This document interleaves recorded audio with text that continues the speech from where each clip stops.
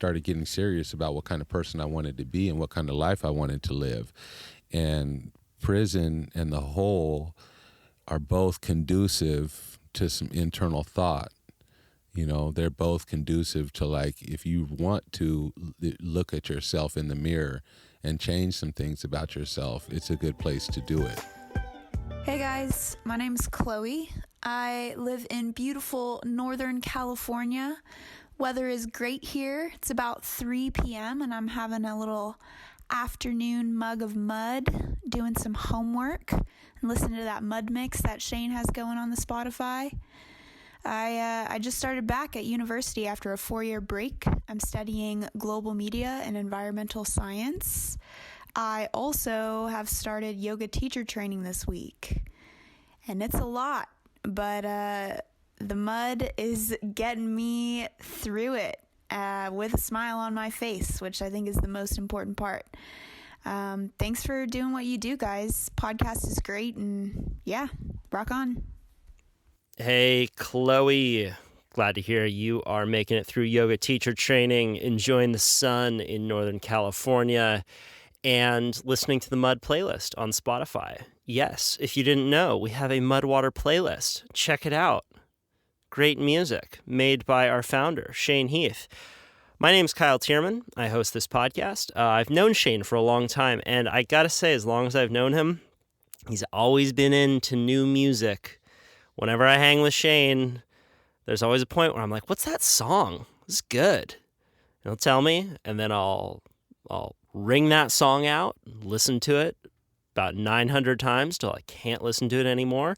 And then I'll go back to Shane and say, hey, Shane, you got some new music for me? So we're always updating the playlist. You can go to Mudwater, Spotify, type that in, should come up, and hope it brightens your day. And if you want to send any of these voice memos in, we love getting them from you. Just let us know who you are, what you're all about, little story of your life. Just keep it under a minute. You should be able to keep the story of your life in under a minute, right? Even seriously, just like a couple details about what it looks like where you are right now is all we need. And if we play it, we'll send you a free tin of mud. You can email those to podcast@mudwtr.com. And if you're not on our newsletter, we send that out once a week, and we deliver articles about psychedelics, adventure, well-being, all on trendswithbenefits.com. This episode of the podcast is with Chris Burroughs. After serving 14 years in prison, 90 days of which were in solitary confinement, Chris Burroughs is now the director of Garden 31, a group that works to localize food production in San Diego's low-income neighborhoods by training new farmers with a focus on formerly incarcerated men and women, as well as those suffering from substance abuse issues. Chris is an inspiring dude, and I do not say that lightly. We recorded this in my 1997 Ford RV named Starflight down in San Diego, California. And if any of you listening to this are in the San Diego area and would like to volunteer with Chris, it's a big project, and he needs some boots on the ground support. I think that this is a really worthy project to get involved with. Localizing food production, particularly in low-income neighborhoods, is a really direct way to make the world a better place. And if any of you are in that area, we will include Chris's email below, and it'd be great to get some support for his project.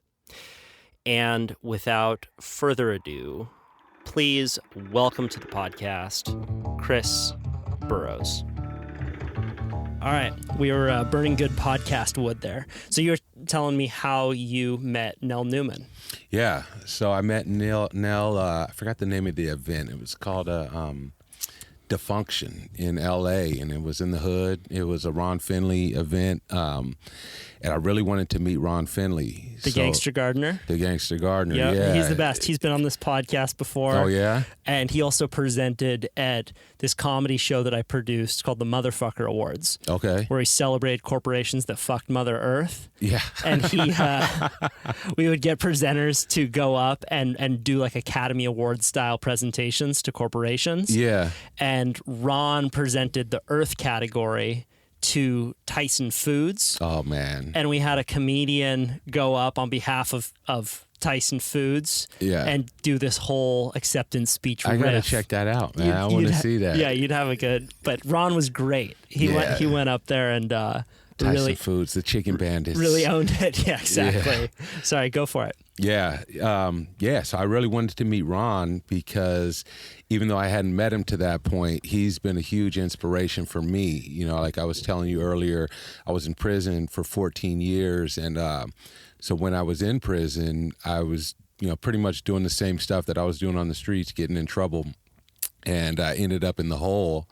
And when I was in the hole, I was like, man, I can't do this anymore. I gotta figure out another way. And I prayed. This is while in prison. This is while in prison, in the hole in prison. So I was in jail inside of jail. And describe what the hole is. The hole, man, is it's a lonely place. It's a lonely place. It's a lonely fucking place. Shit. It's a cell. It's a concrete 3-foot thick wall concrete cell. It's cold. There's a door with no slot. It's just a bad place to be, but it was a good place for me because I had to get real with myself in there. There was nobody else. There was no place for me to place blame. And so I actually got on my knees and prayed when I was in there. And I was like, God, look, man, help me. Like, this shit's not working for me. I'm tired of, getting the same results out of my life. What do you want me to do with my life? What can I do? And the same day, like later on that day, I was laying on my bunk in there by myself. So there's it's all cement. Is that right? It's all cement. It's like a cement refrigerator. And there's 2 bunks in there. I was in there by myself. There's a vent that air comes through. I don't know, 6 by 9, 6 by 8, 7 by 10, something, small. And there's a table there, and you don't have shit, I was getting so hungry in there. I was like eating the paper bag that the lunch came in, How many meals do you get a day? You get 3 meals a day. They bring you breakfast at like 4 o'clock, and it comes with your lunch, which is a little paper sack that has like 2 thin slices of some kind of meat. They call it ostrich meat. Some Tyson Foods shit. Something from Tyson, most likely. Yeah. Like a little pack of trail mix or something, a mayonnaise packet, or just not much. That's got to last you throughout the day. And then around 5 in the evening, they bring you dinner, which is not much more. It's on this little tray, some beans, a couple pieces of bread, maybe some kind of slop or meat or something, and then that's it for the day. And then you gotta go until 4 o'clock the next morning for 12 hours. Are you sleeping very much when you're in there? Yeah, I had to work out to sleep, and then that's a whole nother issue because you only get showers like once every 3 days. So you're kind of bird bathing in the sink, and it gets really hot in there when you work out. But I kind of had to expend that energy so that I could sleep at night, because if not, you're just in your head. What kind of workouts were you doing? Burpees, push-ups, different stretches, making stuff out of the mattress, rolling up the mattress, tying it up with the sheet, making a curl bar out of it, that kind of stuff. Wait, say that again, that last part again? Yeah, so it's a thin mattress, right? The mattress is only like 1 inch thick maybe. And so you roll it up, tight, tie it with the sheet, and then leave like a little handle with the sheet, and you can make a curl bar out of it, or you can make a punching bag out of it. Just put it kind of in the corner and punch on it. I was punching the wall a lot, just and get my knuckles, to where they wouldn't, where to be. Yeah. How long were you in there? 90 days. 90 days alone. Yeah. Yeah. 90 days. I mean, that's nothing. They got guys in there for 20 years, 30 years straight. It's called the SHU program, Segregated Housing Unit. I mean, I think they've stopped it now. They had a proposition passed a few years ago where they found that it was unethical. Yeah, I'd say so. And inhumane. Yeah, I mean, they had to go. If you heard about the hunger strikes in prison. Tell me about them. Yeah, so there were a bunch of hunger strikes. People were not eating in prison, and they were doing it on the streets also. For the guys that were in the SHU program, they have these SHU programs in like Corcoran and Pelican Bay, where they've had these guys in there since the 80s, and these guys are supposedly like people that they deem to be dangerous if they come on the yard, not just because of like their physical presence, but because they have influence over different, you got like Black Guerrilla Family, people that are involved in that, or the Mexican Mafia, or the Aryan Brotherhood, those kinds of guys. So they just locked them away, and they don't even get mail. They have to read their mail off of screen. They haven't been in physical contact with another human for at all. Over 20 years. Over 20 years, some 30 maybe. Yeah, I knew one guy, the longest that I actually knew. I mean, I know of people that have been there longer, but actually meeting somebody myself, he was in there for 16 years. A guy named Hashima, great artist. And I only met him because he was on his way out to court coming through the hole that I was in, and they put him in there as a transfer, and he was next door. I never saw his face, but you can talk through the vent. So you could talk to him through your cell when you were in solitary confinement? Yeah. Would you guys have long conversations? Yeah. He taught me a little bit of Swahili. Yeah, we'd have long conversations. I mean, I was just kind of interested in what it was like and where he was at. He had been in Corcoran SHU L4. I forgot it's a famous kind of place, and infamous place in the prison system where they keep kind of the worst of the worst. And he had been in there for 16 years, and I was just like, it kind of blew my mind. I was like, damn, I hope I'm not headed that way. So did you guys ever see each other? I never saw his face. You never saw his face? To this day, I've never seen his face. I know that I've read some of his articles, though, because he writes articles that are in like the prison news, U.S. prison news, legal, and I've seen his articles and his name, but I've never actually seen his face. But you would have long conversations together, and he taught you some Swahili. He did. Any other conversations stand out with him? Nah, not so much. Just him telling me about what it was like where he was at. And where he was at, they were, I don't know if you remember, but in the 90s, they busted a bunch of correctional officers for running this gladiator program. And what they would do is they knew that there were certain enemies in there, and so they would let them out at the same time and gamble on them. And they might give one a knife and not give the other one a knife, or let two from one gang or whatnot out, and then let one from another out, and they would gamble and see who would get killed. And they ended up busting those guys. One of the COs ended up becoming a whistleblower, and they got him. You mind me asking what got you in for 90 days in solitary confinement? That was a riot. I got caught up in a riot, a race riot, 2:00 in the morning. I woke up fighting. This is while you were in prison? This is while I was in prison. I was in Chino State Prison. I was on the West Yard. I was asleep, and 2:00 in the morning, the lights came on. Wait, so you're in your cell? Or you're out? I wasn't in a cell. I was in a dorm at this point. Got it. I was in a dorm with like 200 guys at this point, and the lights came on, and I saw a bunch of people milling around. I asked my cellie, or my bunkie, I was like, what the fuck is going on? What the fuck is this? And all I know is, I'm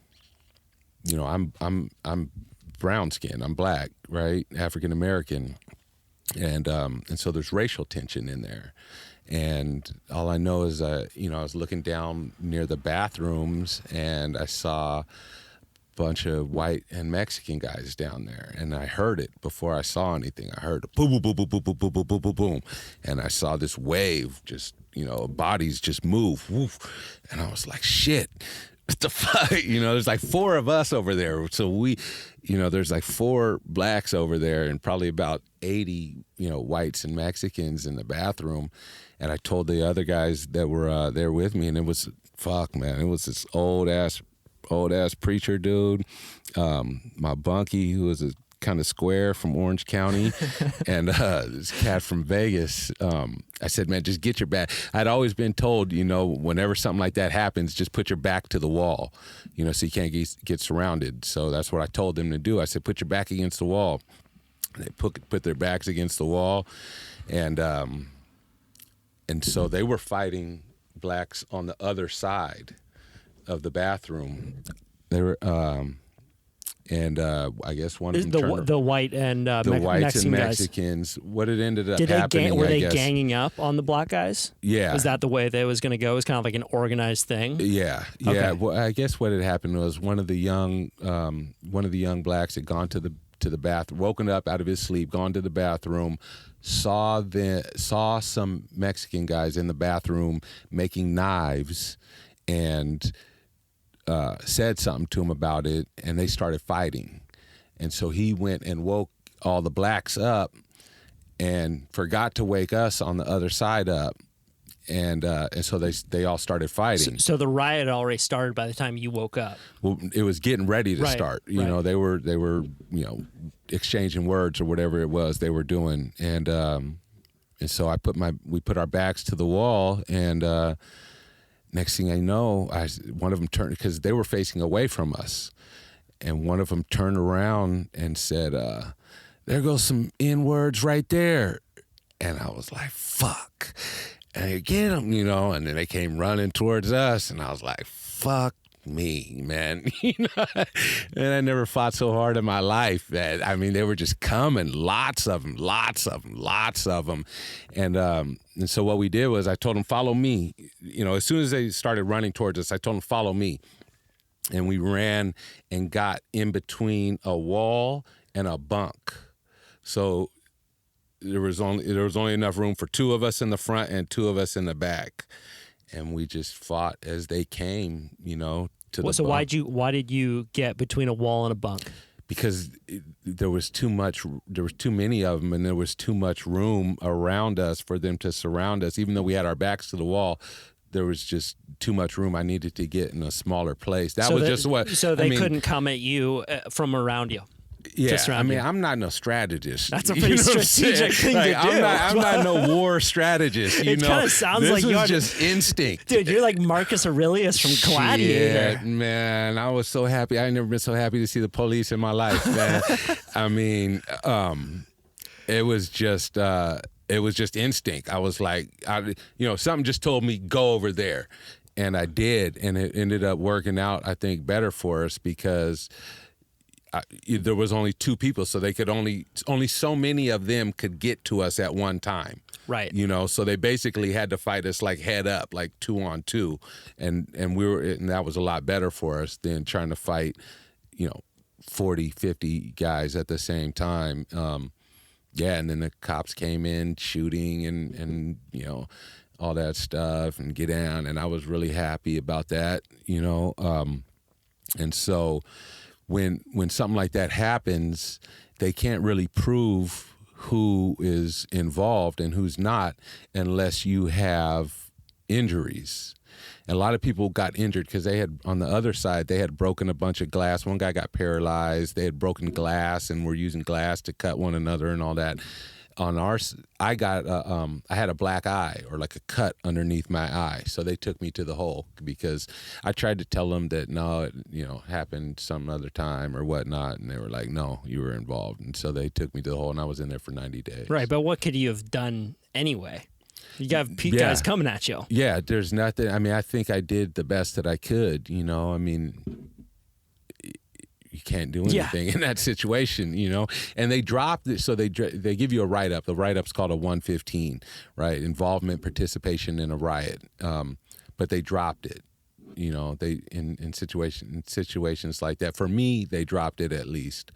I think they're trying to find whoever's inciting it, you know. Was that your first time in the hole? I've been in the hole. I'm trying to remember if that was my first time. I've been in the hole a couple of times. And were they both for a 90-day period?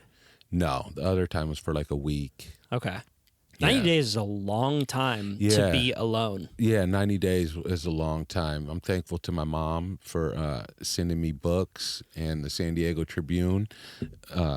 So that kind of kept me going in there. Yeah, tell me more about that. What were the things that kept you going in there? Yeah, reading the newspaper every day was really good. After a while, after you're in there for about 30 days, you can order from the canteen so much, so you can get like things like top ramen soups and deodorants and things like that. So that helped out after a while.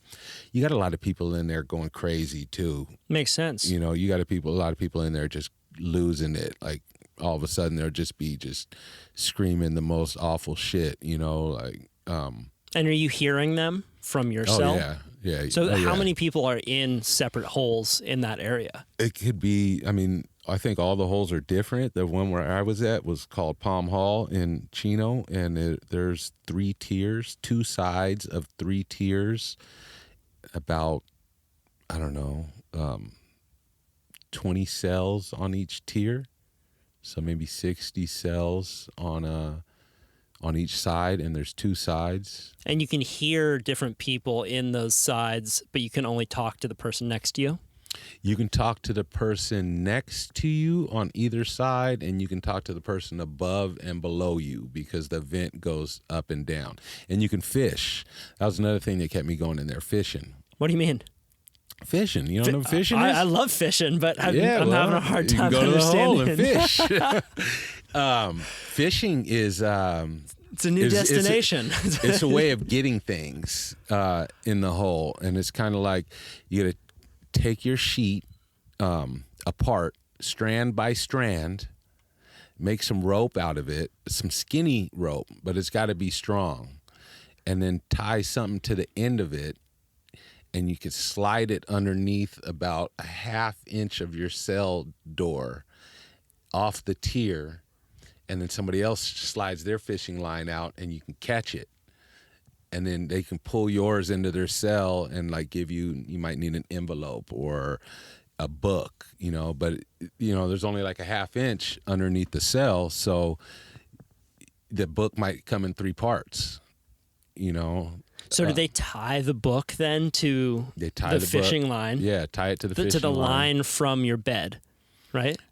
Well, I mean, you've taken it apart. Yeah, you've taken the sheet apart, right, strand by strand, and twisted the strands together to make a rope, right? A small, skinny string, more like, and tied like your toothpaste container that's empty off of it so that you have a little weight so it goes somewhere. And you can tie a part of a book to that, and then part of a book to that fishing line, and then kind of throw it over to another person. Well, no, you throw your fishing line out.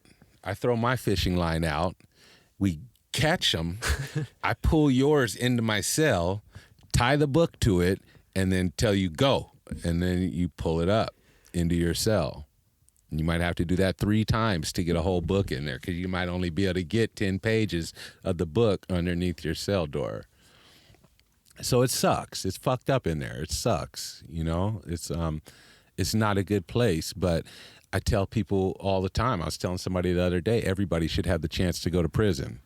You know, and people look at me like, what the fuck are you talking about? You know, but the thing is, like, it's a place to get real with yourself. You know, I was lucky that when I went in there, I had somebody I loved very much challenge me. You know, she said, her name is Nicole. Gilio, she actually just passed away 3 weeks ago, but she challenged me. She said, look, Is your partner at the time? Yeah. Okay. She said, you got to decide what kind of man you're going to be. If you want to have anything with me, you're going to get your shit together, and you better figure it out while you're in there. And I took that seriously. And so, after a while of screwing around in there, I started getting serious about what kind of person I wanted to be and what kind of life I wanted to live. And prison and the whole are both conducive to some internal thought. They're both conducive to, like, if you want to look at yourself in the mirror and change some things about yourself, it's a good place to do it. So, and I noticed that a lot of people out here in society that are living in society and have never been confronted with that reality, they become content with things that they probably wouldn't be so okay with had it caused consequences for them. Moments of reckoning can be very helpful. Indeed. And not everyone has them. Yeah, not everybody has them. I was blessed to have mine because life is beautiful, and now I'm in a different place where I can actually give back to those that are going through some of the same shit that I went through. Was there a moment in the hole when you had that insight, or was it more gradual? No. I think it was definitely leading up to that. Back to the Ron Finley story, right? I prayed. That was really the moment. When I prayed, I said, you know what? I said, I believe there's a God. I said, I've never trusted you before with my life. I don't know how to trust you, but I want to trust you. Please teach me how to trust you, and show me what you want me to do with the rest of my life. And the other thing there were two other things that I said. I said, whatever you don't want me to have, Creator, take it from me. Whatever you do want me to have, give it to me. And the other thing I said was, whatever I do with the rest of my life, I don't ever want it to be for profit again, solely for profit. I said, whatever I do has got to bring some benefit to my community. And like I was saying, the same day, later that afternoon, I was thinking, like, what can I do with my life from now on? And organic farming popped in my head.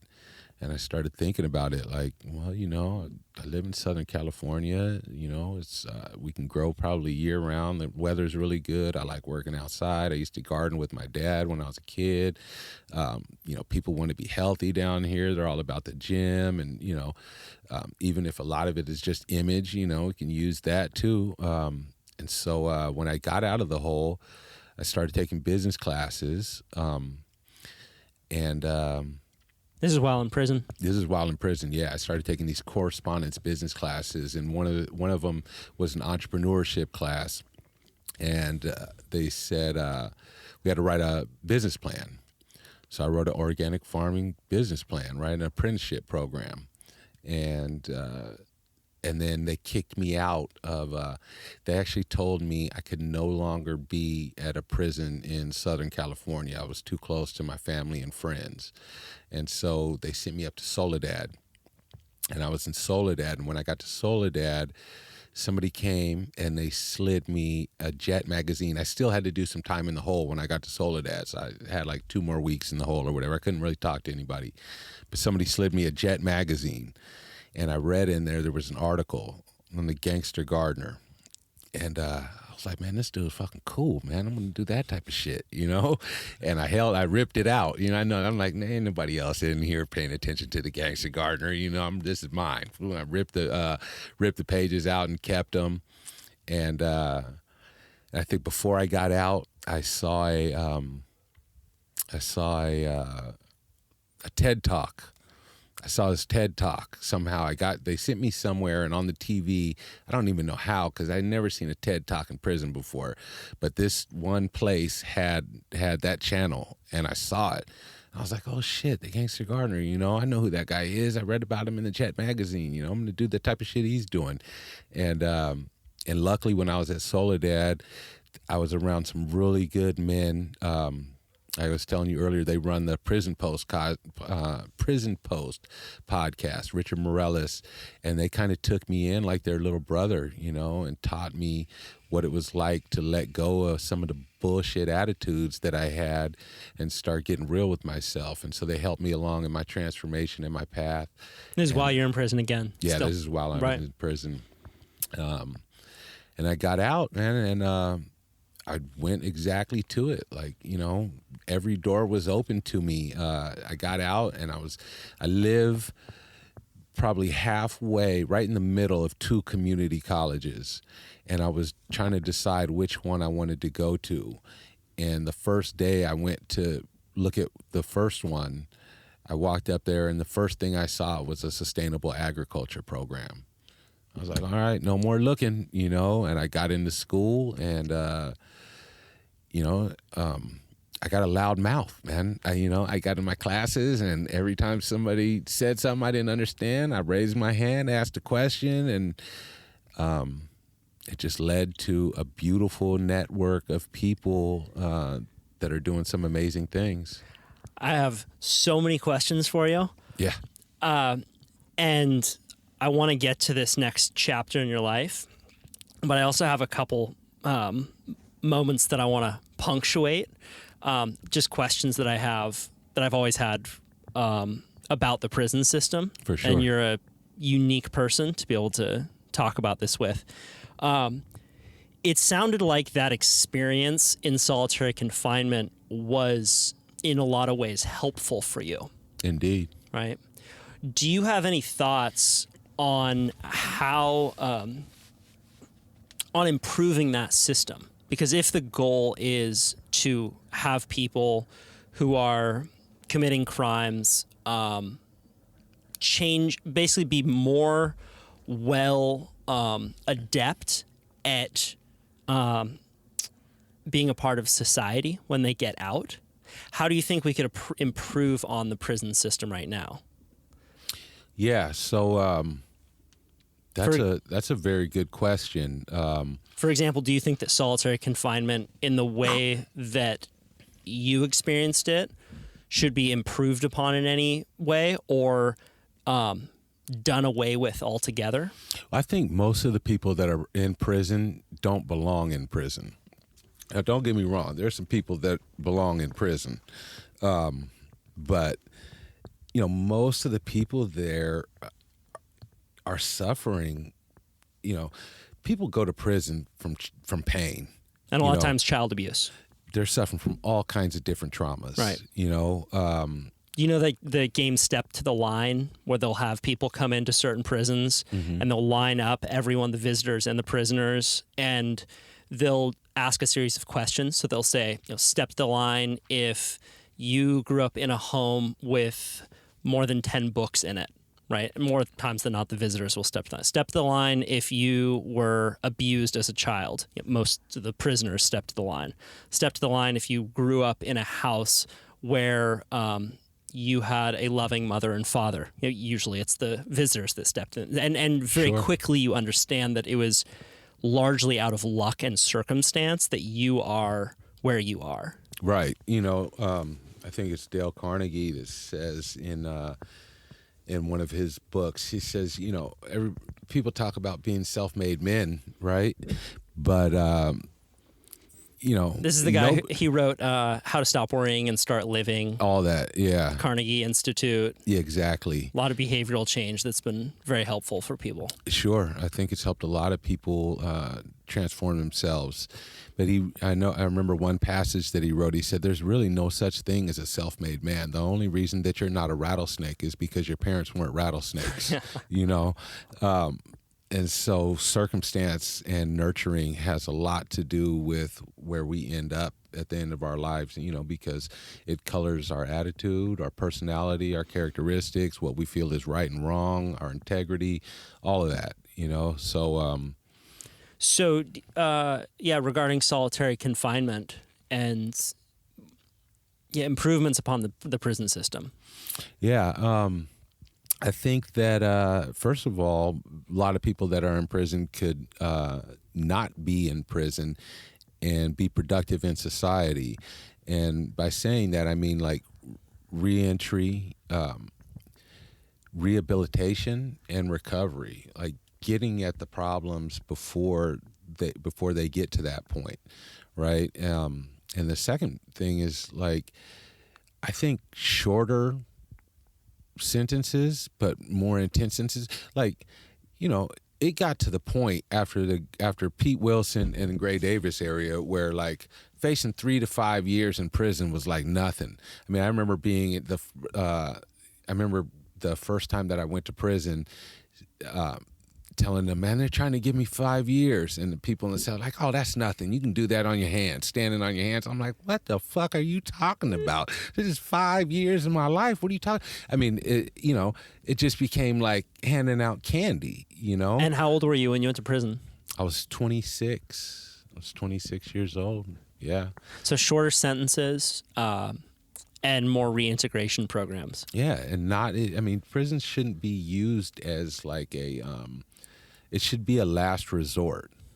It shouldn't be used as like just some punishment ploy. Oh, you've been bad, so we're going to send you here for a couple of years and let you back out again, because that just it colors the future of a person too. It's hard to get a job and to build a life once you're coming out of prison for a few different reasons. First, you don't have the skills. You don't have the personal or people skills. And second, like, people do look at you in a certain fashion, I mean, I've been blessed that I've been able to get jobs and make my way in my path, but that's not everybody's story, and I don't know that it can be everybody's story either.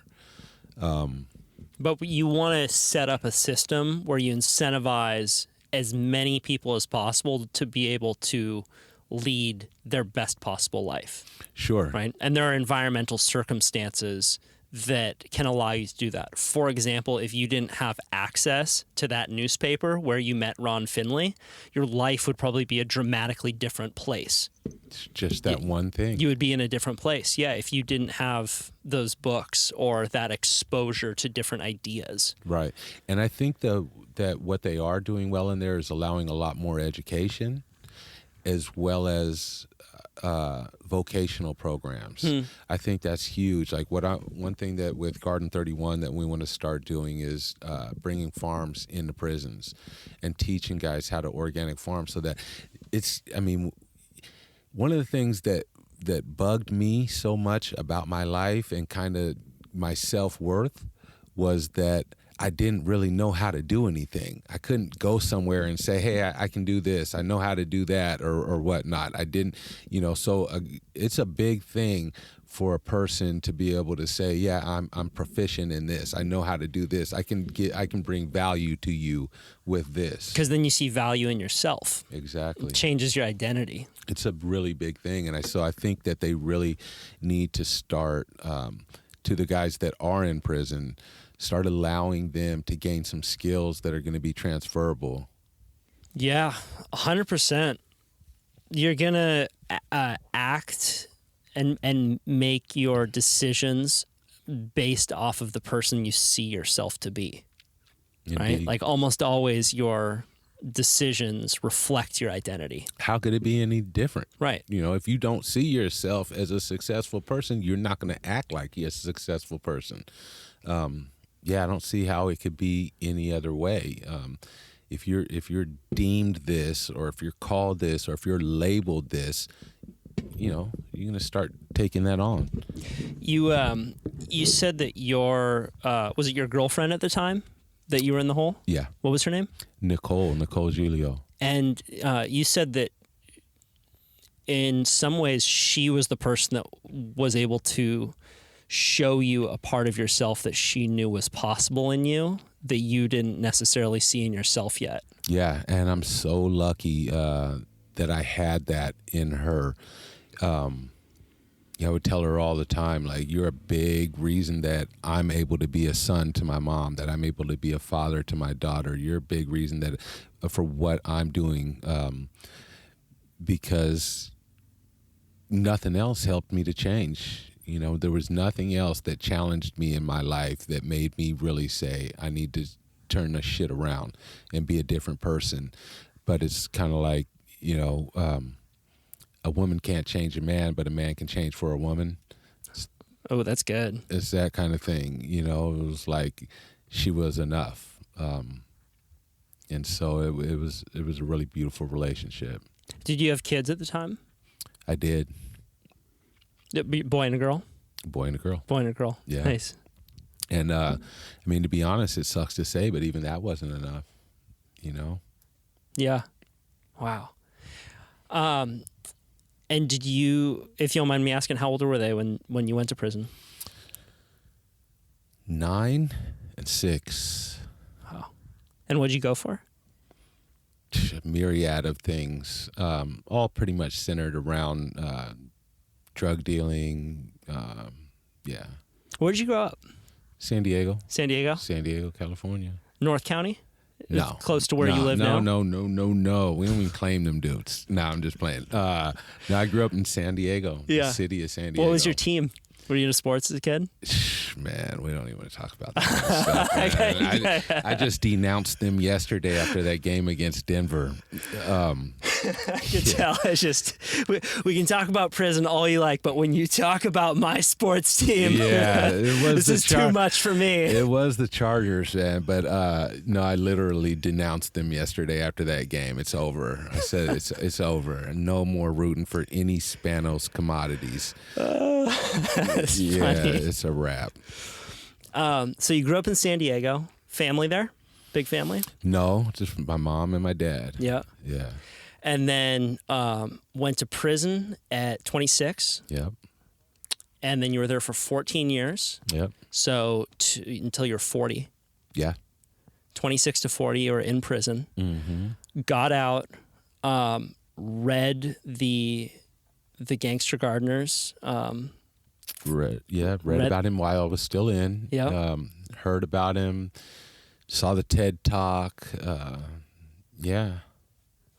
Yeah, and so after I had been out for about a year, I'd been taking sustainable agriculture classes. Did you go back to San Diego? I did. Okay. So you went, what was the prison that you were in? You were in a few. Man, yeah, I was. They move you around a lot. They move you around a lot. I ended up paroling from a fire camp in Los Angeles County. What's a fire camp? Fighting fires. Right. So you were fighting fires before you got out. Yeah. Right. No, that was a big story when all the LA fires were happening, that it was a lot of prisoners that were cutting line and doing a lot of that wildland That's work. been going on for the longest. Big shout out to the guys in fire camp. They do all the work. Yeah. They do all the work. Wow. So you were fighting fires. Yeah. Yeah, I was fighting fires for a few years before I got out. And like I said, when I got out, I went to school. You know, I knew that if I wanted to better my life, school was probably the fastest route to that. So I went to school, started taking agriculture classes. About a year after I got out, I got a job working for this great nonprofit organization called the Pharmacy Initiative, Pharmacy with an F. And it was founded by Matt Titlow, this great dude, very sincere in his mission and vision, one of those guys that puts his money where his mouth is. He's the owner and CEO of Compound Solutions, which is like a whole food. I'm not even exactly sure what they do, but they had already they were all about building school gardens. So they brought me in as a horticulturist to continue building this school garden program. And so they had already built one with Ron Finley. They'd brought him down to help in a school garden. I was like, and I had missed it. I wasn't there yet. And I was like, man, I want to meet that dude, you know? And I looked up his, after I was there for just a few months, he was having that event in LA, Defunction. I was like, man, I'm going to that, you know? Was he dressed wild? He was actually wearing the same thing I was wearing. Well, yeah. Yeah. Well, he has all those costumes, you know, because he does the different fashion. Yeah, no, he was laid back that day. Okay, yeah. I've seen him in some wild stuff. He had some, I just remember, he didn't have the same top as me, but he had some camouflage pants on, and I had some camouflage Vans shorts or some shit like that. And I saw him, we got there early, and I saw him walking, and I just walked up behind him. I was like, "What's up, dude?" And he turned, I don't know him. He had never seen me before, you know, and he turned around and looked. I was like, "I like them pants." And he just started laughing, you know. We just like, we just connected right away. And that's when I met Nell, actually. And it was really a trip because I told Ron, I said, "Look, man," I said, "you got to keep doing what you're doing because," and I told him my story. I said, "Man, you inspired me in jail, inside of jail, and you didn't even know about it." I said, "Man, you're inspiring people you don't even know about, man." And I mean, I hope Ron doesn't get mad at me about this, man. But tears came to his eyes, and tears came to my eyes, and it was just a really powerful moment, I think, for both of us. And he called Nell over. "Tell her what you just told me," And then Nell started crying. Yeah, and then Nell was there. She's super cool. It was just, man. It was one of my favorite days ever. Matt, the owner of the pharmacy initiative that I work for, he ended up coming, and it was just, and he knew I had been locked up. But I don't know that he knew 14 years, so I was like, shit, But yeah, it all worked out, and it was just a beautiful day. And I'm a big fan of Nell's. I've watched some of her talks online since then, and maintaining contact with her. I hope to see her soon in Santa Cruz. Oh yeah, she changed the organic movement, fundamentally. Like what she did with her dad to make Newman's Own changed the landscape. And like people have no idea just how deep she has been in that world for decades. Yeah. She's also one of the most unpretentious people I've ever met. Yeah. So she's from originally, she was born on the East Coast, right? Yeah. And so, are you close to her in Santa Cruz? Yeah. Yeah, she lives up in the mountains, but I see her often. Yeah. Yeah, I was talking to her not too long ago on the phone, and she said because these crazy thoughts go through my mind, right? Like doing away with the financial system and just going back to a bartering system and all that.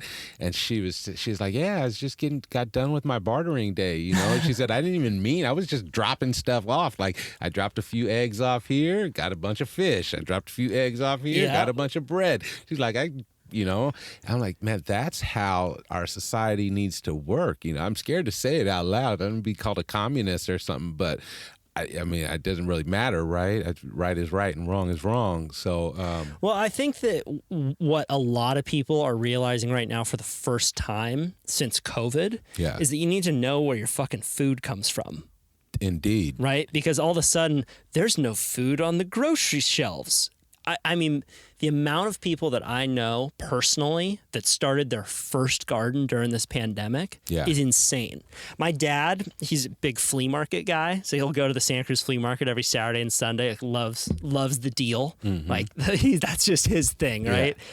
Yeah. He went to the flea and got something like 50 big rubber tires and gave them to friends in his neighborhood so that they could start their first garden in a rubber tire. Sweet. That's a good idea. And that's what he was doing during it's a good way to... Yeah, use tires? Why not? Yeah. Man, I don't know about the chemicals coming from them, but... well, it's just dirt inside of it. So it's basically a very easy to make planter box. Yeah. Right? I mean, that's beautiful. I mean, everybody, and that's where Matt is focused, and that's also where my focus is. I think everybody that has some space should be able to grow some food. I mean, it's great to know where your food's coming from, but it's even better to grow your own food, and everybody can do it, especially where we're at here, in California. Like, we can get like 3-4 crops out of the year, all year long. I think it's just a big deal, and I know that it was really that big. I got a lot of questions this past year. As soon as March hit, it's like people just calling me, "Hey, Chris, I want to do this. We want to do that. We want to build a garden here. How should we do it? What should we plant? We'll do," people that have never done it before. And so I call it the Vegelution. It's a Vegelution, it's coming. So What was the first thing you ever planted? Do you remember your first crop? I remember a few things. So in my dad's house, we had a lemon tree, an orange tree, and we planted a grapefruit tree. That was probably it. I actually have a picture of it because I went over there and saw my stepmom a couple months ago. It was about a foot high. The thing gets no fertilizer, no compost, nothing. It's one of the most beautiful trees I've ever seen. It's like 30 feet tall now. So I'm 45 now. And we probably planted that, I don't know, about 35 years ago. It's about 30 feet tall, and it's got these giant grapefruits coming down. They look like big gumdrops, and it's an umbrella tree, so you can just walk under it, and they just all hang down. Yes. It's the most beautiful thing, and there's never been any compost, mulch, fertilizer, nothing added to it. It just does its thing. So that's the first thing I can remember. And then we'd grow, like, my dad had me growing, like, bell pepper, eggplant, collard greens, mustard greens, different kinds of peppers. Wow, he was into it. Did you have a backyard? Yeah, we did. Yeah. And he set up little planter boxes in the backyard? We had like two strips, like two 2 feet wide strips, one against the house that was probably 15 feet long, and another one against the fence that was, maybe a little longer, 20 feet long. Yeah. So you had that experience of growing your own food and then eating it around the dinner table from an early age. I did. And that's why I think it's huge that these kids nowadays get that same thing. 100%. Yeah, it's we live in such an ungrounded time. There's so much neuroses beyond just the physical benefit of having healthy food, the economic benefit of food sovereignty. There's also a psychological benefit to getting your fingers in the dirt. Yeah, it's huge. And I think I've heard people say, and I haven't done any research on this, but I've heard people say that there's there's something in the soil that reacts with your pleasure sensors. I'm not sure exactly what it is, but I know I was doing an internship at the Miracosta Horticulture Department, and we would have students come there from Miracosta to do extra credit or service learning hours or whatnot, and we basically just tell them, like, go pick weeds for a few hours. And I swear, like, almost every single one, when they would walk away from there, would be like, I can't believe that I feel so good after picking weeds for 3 hours, almost every single one of them just walked away on cloud nine. It's just something, when I was in fire camp, there was a guy that would walk around the fire camp, his older brother, cool dude. He would walk around the fire camp by himself early in the morning, throwing bread to the squirrels and the chipmunks and shit and whatever else was the birds, whatever was out there. And this is a fire camp in the Los Angeles mountains. And he asked me one time, he said, Chris, he said, what race are you? And thinking I was going to be, smart and not say black or African or whatever. I said, I'm the human race, right? He said, no, man. He said, you're the living race. There's only two races, the living race and the dead race. All these things, all these trees, all these animals have the same energy and spirit going through them that you do. We're all part of the same race. And so I take away from that being around other living things it's a symbiotic energy exchange, just being around plants and people, and that's one of the reasons that the whole is so detrimental to the spirit, right? Because you're not around any of that. You're not around shit. You don't get that connection. But being out in nature, and I see it in the kids, we build these school gardens, and I'm there teaching kids about plants or compost, or they're teaching me half the time about plants and compost, and they just light up. They just light up like crazy, We built a garden at a school called Perkins, which 40% of the population, the student population, is homeless. And the next Wait, day, 40% of the student population at Perkins. 40%, 456 students. And this is an 40% are homeless. elementary school? It's an elementary school, K through 8. K through 8, 40% are homeless, and they go to this public school. And they go to a public school, Title I school, San Diego Unified School District. Dude, homelessness in this country is out of control. Yeah. It's out of control. Yeah, and I don't know about, I haven't done a whole lot of traveling, but I know like that out here, I think it's even worse because it's way of worse. the weather. Oh, I've done a lot of traveling. Yeah. And there are some countries where, there are a lot of countries that don't have the same kind of wealth as the United States, but there's also not the same wealth disparity.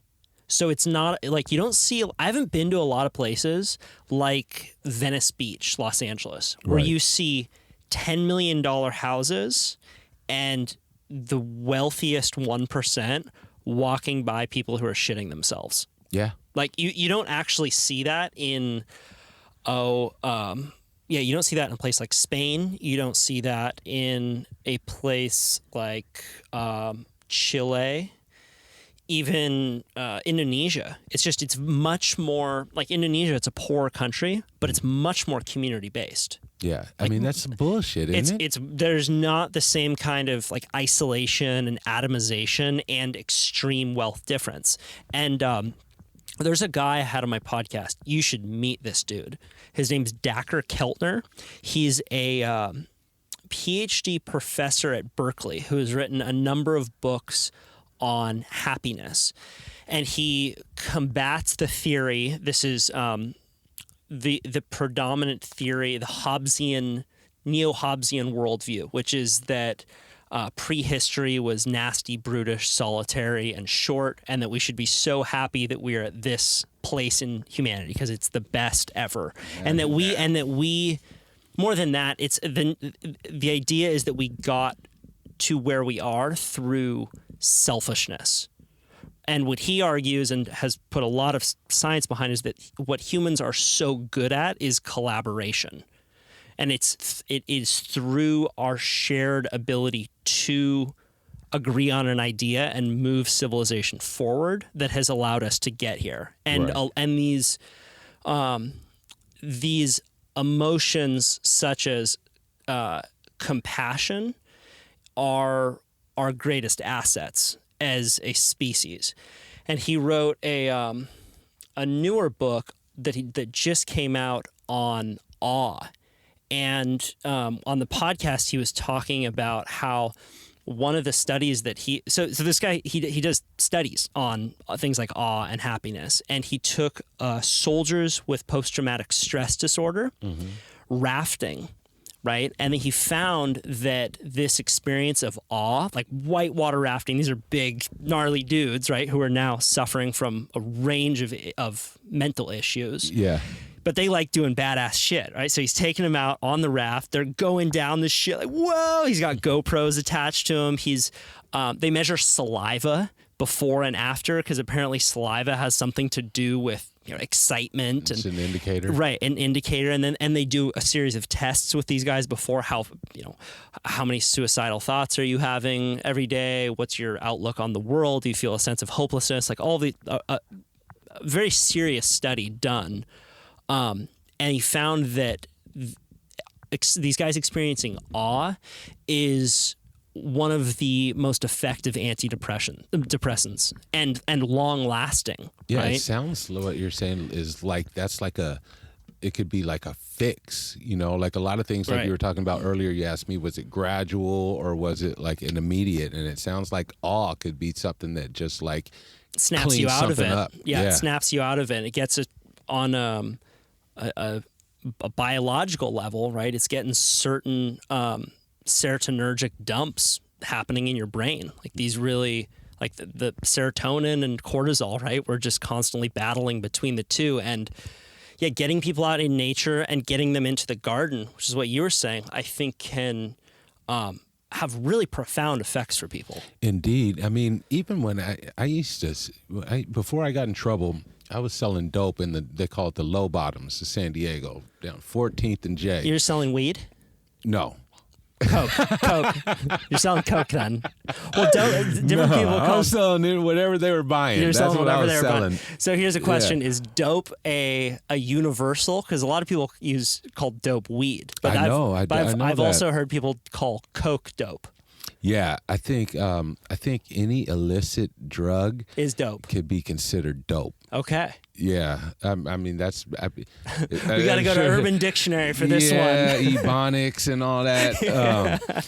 But I remember I would notice, like, because I would be in this hotel and I'd notice there's no fucking trees around here. There's nothing but concrete, cracked concrete, tar, and brick and buildings. Like, this is not good for people. And then I would come to areas, because I grew up playing a lot of sports, so I would always come to like nicer areas and stuff like that. I'd be like, man, they have trees and parks, and that in and of itself is a big mental fuck. Just growing up looking out the window like, damn, again some more of this, like, not having that energy that we were just talking about from living things. There have even been studies done on prison violence and the prisoner's position dependent on whether or not they could see a tree. Yeah. I mean, I wouldn't doubt it. When I was in a prison, Centinela. It's in the desert. It's out in the Imperial. I mean, it gets like 125 degrees out there. And when the drought was happening in California, it was just dirt, right? Sand, not one speck of grass. And when they said that we could start using a little bit of water, they started watering the dirt. I didn't know where these seeds came from. All of a sudden, like, blades of grass started popping up. Then you started getting patches of grass. Then insects started coming in. Then birds started coming in. And then, I mean, the only reason like mammals didn't start because there were fences and barbed wire around there, right? Or else it would have been like a whole ecosystem coming in there. But you could just see like what life does. And I swear to you that people started getting friendlier. Like, as the grass was there, there was more smiles on that prison yard, It was a trip. Like, it's a big deal, how this community garden that I'm building, it's in the hood, right? Is where it's going down. It's grimy down there. And where is this? It's on 39th, and it's in Southeast San Diego off of 39th and Ocean View. It's called Nicole's Dream Garden for Nicole, who just passed.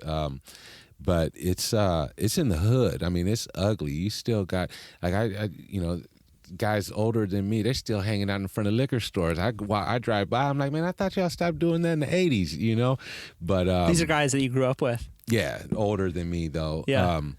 But is this in the neighborhood that you grew up in? Close to. Yeah. Okay. But I still know some of them.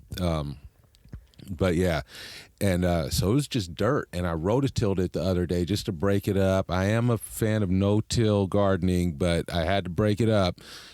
So all you purists out there, don't get on me about that.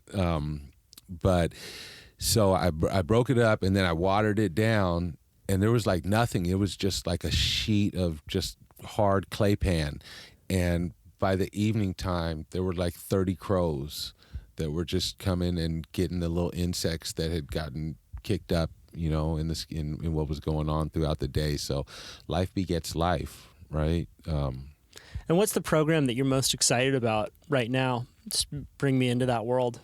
Yeah, so it's the Garden 31 organization that is it's brand new, just starting.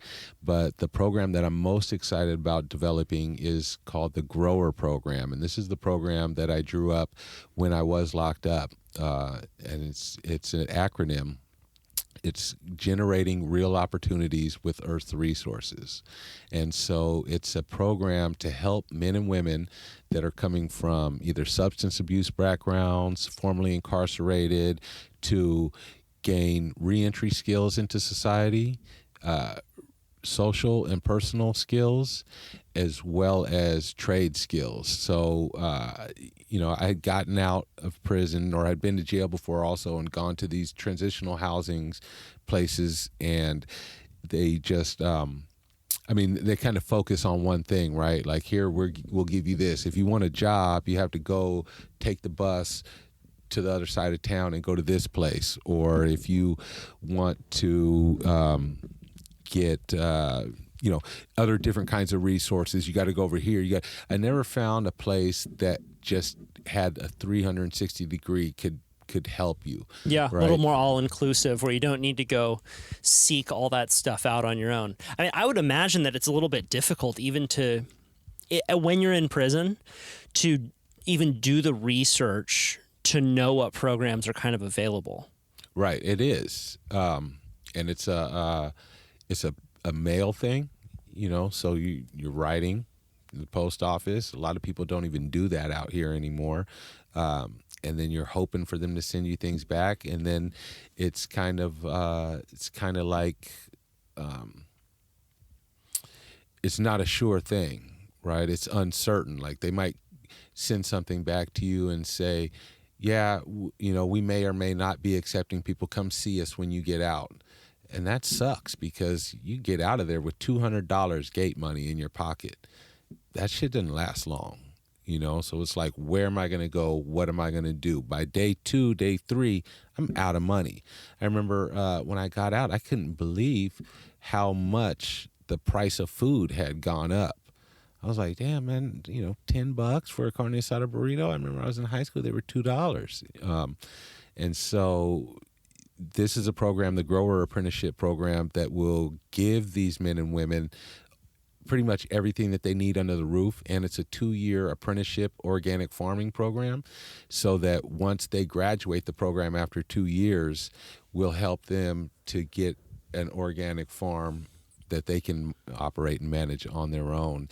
And so by doing that, not only are we helping them to get jobs and not return to prison and to break the recidivism rate, but we're also localizing our food supply. And because we use organic practices, we're bringing regenerative health to our environment. And so that's what I'm really most excited about, is helping people in that way. Because I think that not only is it going to help those people, but it's going to build communities stronger for the future, help the kids that are affected by this and all that. It's great work that you're doing, man. Has the Black Lives Matter movement influenced your work at all, or influenced the amount of attention on your work? I can't answer that. I don't know. I did one protest with Black Lives Matter, and I found it just protesting wasn't, walking up and down the street just wasn't my thing. It just wasn't my thing. Big up to everybody that's out there protesting and that's fighting for what they believe in. I'm with that. And I'm with the Black Lives Matter movement. I don't know what kind of effect. I'm kind of like a lone ranger, I'm going to shoot from the hip, and I'm going to go whether they tell me to go or stop or stay. So, I can't really answer that question. I'm not sure. Yeah, it's a unique moment in time for sure, where a lot of people a lot is happening, right? But it's it's a movement where for the first time a lot of white people are thinking about this kind of stuff. Yeah, white allies. Right. Yeah, love them. Absolutely. Love them. And there's also, I think, a huge amount of emphasis put on calling people out and call out culture. So you see a lot of internet. I think a huge amount of focus is on internet arguments, right? In a way where I think that becoming aware of issues of inequity is really important. I think that a lot of people in America have become frozen out of a lot of the wealth that they created. I think it is a problem that in the 1980s we had 300,000 people in prison, and now in 2020 we have 2.2 million. Right. Like, these are all issues. Yeah, and compared to the rest of the world, its prison population, we have the highest in the world. By far. By far. Yeah. Yeah. I think that people becoming aware of these issues and figuring out ways to create more equity in America is really important. I also think that programs that actually create equity, like what you are doing, something that is like, it's literally on the ground, right? And it's teaching people skills so that they can upregulate their identity with these skills that you're building. What you're doing is so attractive to me because it's something that I can point to and just say, hell yes, we need more of this. If more people were able to get out of prison and join a program like this, our world would be a better place. Imagine that. And it's going to be a better place. It's going to happen. The thing about it is like a lot of people don't want to farm, right? Because they feel like it's not profitable, it's too much work. Well, the conventional agriculture system sucks. It sucks for everybody. I mean, it sucks for the people that eat the food. It sucks for the people that grow the food. It's just not a good thing. But when you localize farming, it becomes a little bit sexier because it's more profitable that way. The average farmer is getting 10 cents, 12 cents on a dollar for whatever he's producing. And that's because it's going through so many wholesalers, agents, transportation, distribution costs, all that different stuff, right? But if you localize it and you're going straight from your farm to the consumer, you're getting 100%, maybe 80% of what you're selling. So now you can actually, take care of a family on that. And I mean, it's not $1 million business. It's not $1 billion business. It's $1 trillion business. Like, I'm not trying to be poor, right? Like, I'm not trying to just be out there, just doing everything for nothing. I got kids of my own. I got to take care of too, right? So it's got to make money. It's a big problem, actually, with the environmental movement. They're afraid of money. Sure. They think that money is a bad thing, so they're down to be poor doing good work, which inevitably disincentivizes the best people from getting involved in doing good for the world. Yeah, that sounds like a resentment to right. me. Yeah, I think there's a resentment, and there's also a societal tone, or there's a meme that I think is really dangerous, which is, if you're doing good work for the world, you shouldn't make a lot of money doing that. Right. For whatever reason. But if you're the CEO of ExxonMobil and I tell you that guy gets paid $100 million a year, you're like, oh yeah, of course he's destroying the earth. Yeah. Why is that paradigm not flipped? It's the same thing that I used to ask my dad. It's the same question I used to ask my dad when I was a kid and we were watching Monday Night Football. Why are the football players making more than the teachers? Like, it's an ass-backwards society, and it's up to us to right it. So I think that, like, this year I got a friend named Kadumu. He came to me in January, and Kadumu's he's an older brother, African storyteller, one of those guys you just don't really see around a lot anymore, right? And he told me in January, he said, it's 2020, Chris. He pointed to his eyes. He said, 2020 vision. He said, you watch. This is going to be the year that people start to see things clearly. Oof, and I was that's powerful. Yeah, and this is January. So I'm like, yeah, okay, whatever. And then March hit. And then April hit.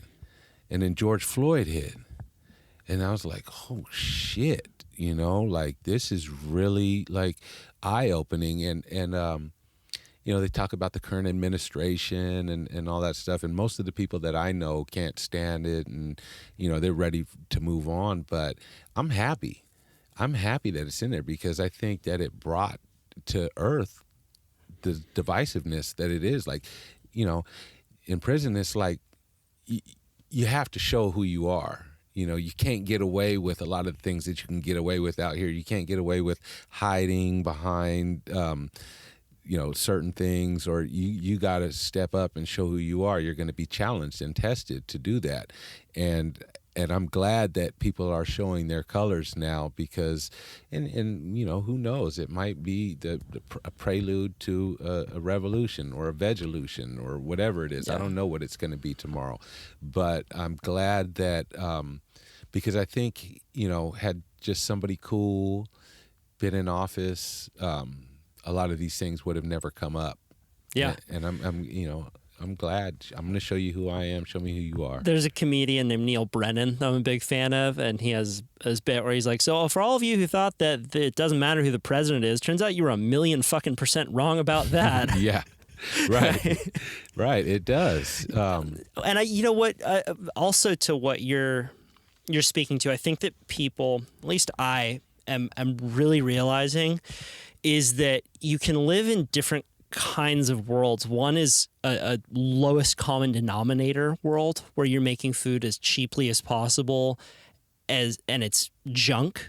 You know, you can be consuming media that's just junk, or you can consume food that is fixing the earth and the ground beneath you. And Indeed. It's regenerating. And then when you give it to a family, it's making them healthy. It's making it easier for them to think clearly, which allows them to manifest their projects out into the world, right? So there are these tertiary effects downstream from these decisions that we're making, right? And yours is one of healing. Sure. Yeah. I think about it a lot. I think about like Greek society a lot, right? You had Socrates and Philo and Plato and all these different philosophers and all that. Like these guys were not, guys that wrote, certain things or what are they called? Peripatetics, dialogued in the evening after they got off of their day jobs. They were construction guys that were. What's using peripatetic that. mean? Peripatetic is. They're teachers. They don't get. I'm getting this right. Teachers that teach by spoken word, peripatetic. So they dialogue on things. And Socrates was a peripatetic, right? He didn't write things down. So that, yeah, I believe that's the right word. I could be wrong, but yeah. You know that when writing first began, they thought that it was going to be the end of memory. Mm. Like if we write all this stuff down, we're not going to have it in our own minds, and it's going to destroy the concept of memory. Well, I wonder what memory was like before writing. They probably had fucking amazing memories. They probably knew every fucking thing. I remember I was 2 years old and you slapped me on the ass, Mama. I don't forget Everyone that shit. has a photographic memory. Yeah. Oh, that might not be so good. I like forgetting my shit. Yeah, man. What if they just had a really forgetful memory? Everything was forgetful. You need a whole lot of awe. Yeah. They were like goldfish. They would remember for like 5 seconds. It might be a good thing. Because writing helps me remember things. Indeed. Yeah. Yeah, indeed. A lot of things help me remember things. How do you, what's your approach to learning? Gotta have it. I didn't like to learn when I was a kid. Education, and that's another thing, the educational system in the United States fucked up. I don't think we have enough time tonight for that. But, education was pushed on me. My mom's a teacher, and I wasn't with it. Did she teach at the public school where 40% of the kids are homeless? No. Okay. She taught high school, and then she finished off as a college professor. But as I grew older, I began to learn more. And when I was in prison, like I'd be reading 3 books at a time every day, all day. All I wanted to do was just learn and suck in more. And I'm still with that now. I think that educating oneself is super important. I think that the way our educational system is set up needs to be revamped. I taught at a Waldorf school last year. I taught a gardening class at a Waldorf school last year. I got some friends who went to Waldorf. Yeah, what they got going on there is really pretty cool. Like if you can keep the kids away from the spears and arrows, at least on the other side, on the right side of the bow, then you're good. But like milking goats and doing archery, all that. Yeah. Have you ever? I had one kid in. He was 8 years old. It's a 3rd grade class, and I'm thinking I'm teaching them about composting, and he turns around and he says, "Coach Chris, what about the biodynamics?" And I was like, what? Don't ask me that. Don't ask me that. You're going to start making me Google stuff. You know what I'm saying? Like, don't do it. But I love the way that they get the kids outdoors, that they allow the kids to kind of grow into themselves without forcing them. I think I was telling you before this, like, you know, my daughter declared musical theater at Fullerton. My pops was pissed.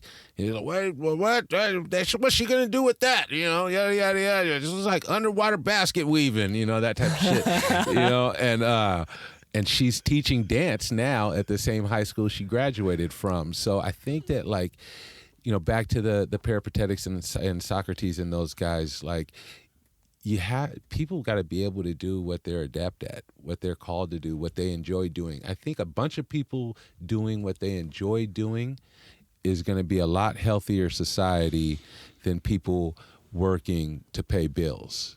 You know? And that was one of the things that I told myself coming out of prison, like, that's out. I don't care if they're paying $5 million a year. I'm not going to work to exist if it's something that I don't enjoy doing. Yeah, I'm a big fan of the idea of universal basic income. I think that if people had $1,000, what is that? Universal basic income sounds cool. Yeah, it's great. It was kind of rebranded as being called the Freedom Dividend. It's a concept brought forward by a presidential candidate named Andrew Yang, who he lost early, but he was running on the concept of UBI. So it was the idea that every person in America, if you're over the age of 18, gets $1,000 a month. And you get to spend that money however you want. Jobs are going away very quickly because of automation, robots, right? And they have gone away even more quickly over the last 6 months due to the pandemic. Forbes estimates that this winter, 40 million Americans will be facing eviction.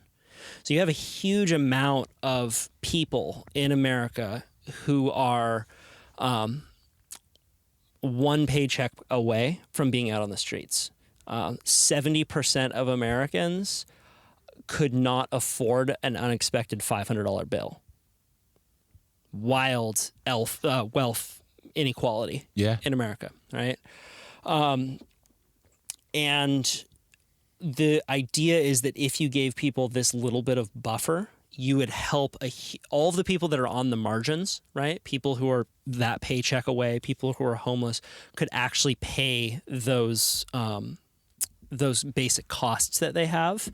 And it actually produces, you can go to his website to learn all of the economics of it. And I don't know all of them, but it's basically the idea that it actually would create more industry through people having this little bit of buffer. People would be more willing to take risks in business, right? More willing to start something entrepreneurial. How about less stress and longer lives? Less stress, longer lives. They've piloted this program in a number of communities for the last couple of years, and people would spend the money on things like car repairs, babysitter for the kids.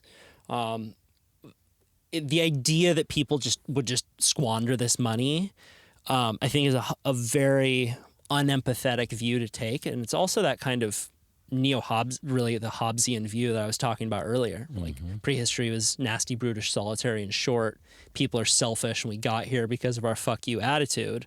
When you see again and again in times of crisis, for example, time of an earthquake, war, people bring out their most compassionate and communal selves, really. Like, we operate very well and rise to the occasion when we are faced with adversity. I think that I saw that at the beginning of COVID.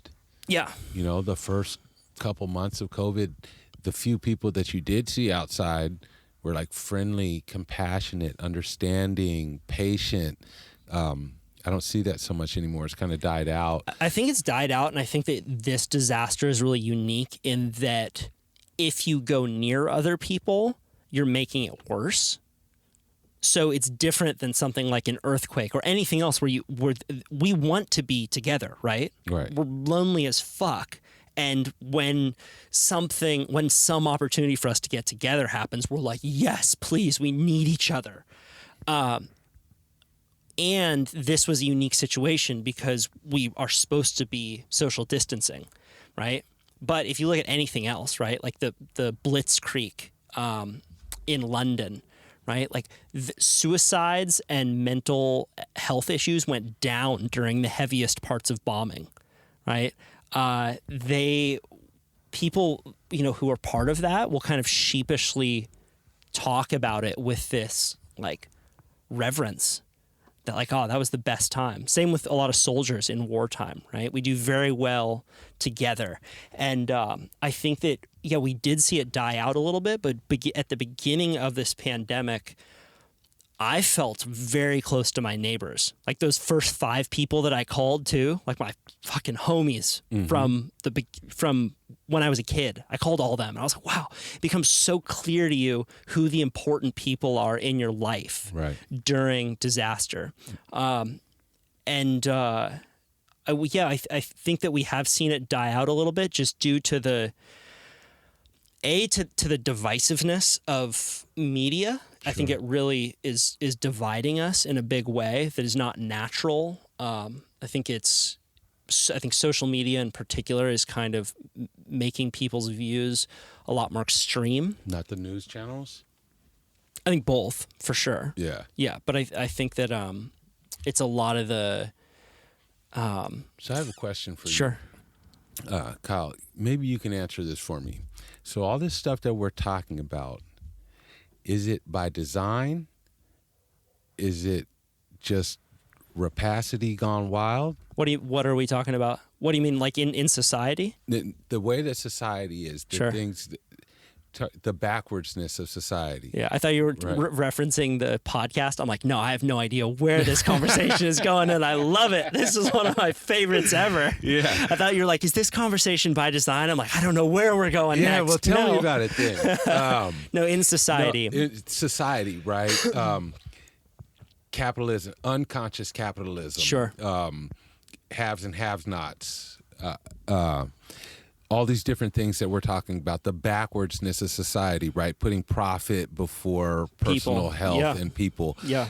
Is that by design? Because I've been asking, I can go into my conspiracy theory mindset or, I'm just not completely all sure. I think I know what the question is. Yeah. No, I don't think it's by design. I don't think that there is a small cabal of Illuminati that are all working together to brainwash people and shape the world to their liking. I don't think that it's that organized. I do think that you have, I think that when you have a model within any enterprise, business or government, where the financial incentives are pointed in the wrong direction, then people make immoral decisions. So I think that if you look at ask me one a question of by design, do we have unhealthy food systems, right, that are making people fat and sick, Sure. right? No, I think that is a model that is most profitable. So if you live in a world that externalizes costs, the term externalizing costs, right. It's an economics term, but the idea is that if you have a fiduciary responsibility to make as much money as possible every quarter for your shareholders, and you need to make decisions that align with that business model. And you'll actually, if you're the CEO, you'll get fired for making a decision that is not in line with financial profit. When you can then create a legislative system, people in government who are willing to let your corporation profit while externalizing costs that destroy society or destroy the environment, you're going to end up with a highly unequal society, and you're always corporately controlled. Yeah, and when it's like when a way. This is a great line that I just heard from a guy named Tristan Harris, who made a documentary that really impacted me called The Social Dilemma. It's on Netflix. I started watching that not too long ago. He said when a whale is more profitable dead than alive, whales are going to die, right? And when a stream is more profitable polluted than clean, we're going to have polluted streams. And when a person is more profitable to a company like Facebook, when they are dulled down, subservient, lower IQs, you're going to see the destruction of society.